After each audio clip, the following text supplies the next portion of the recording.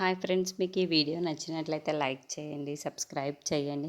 జ్యోత్స్న వాళ్ళ గ్రాని దీప వాళ్ళ ఇంటికి వచ్చి అక్కడ ఉన్న దీపాన్ని అయితే వాళ్ళ అత్తయ్యని అలాగే శౌర్యని తిడుతూ ఉంటుంది. ఈ జీవితాలే మీ ఒక ఇంటి మీద పడి తింటున్నారు కదనే మీరు అని చెప్పేసి అంటూ ఉంటుంది. ఆ మాటలు వినగానే అక్కడున్న దీప వాళ్ళ అత్తయ్య అయితే, అమ్మ మీరు చాలా ఎక్కువగా మాట్లాడుతున్నారు, కొంచెం తగ్గి మాట్లాడితే చాలా మంచిది అని చెప్పేసి అంటుంది.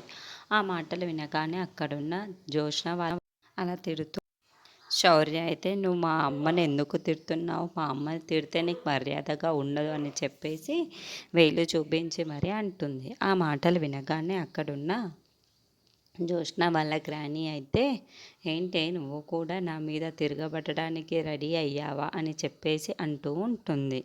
ఆ మాటలు వినగానే అక్కడున్న దీప వాళ్ళ అత్తయ్య అయితే, నువ్వు చిన్నదానివి, నువ్వు కాముగా ఉండు, మేము మాట్లాడుకుంటున్నాం కదా అని చెప్పేసి అంటూ ఉంటుంది.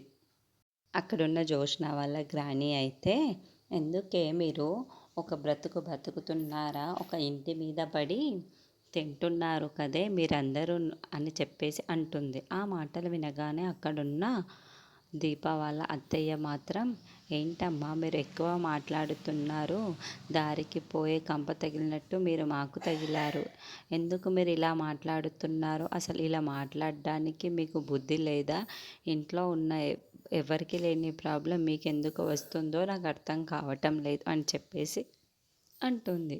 ఇంతలో అక్కడున్న శౌర్య అయితే, మా అమ్మని పిలిచి తనకి పిచ్చింది అని చెప్పేసి అంటూ ఉంటుంది.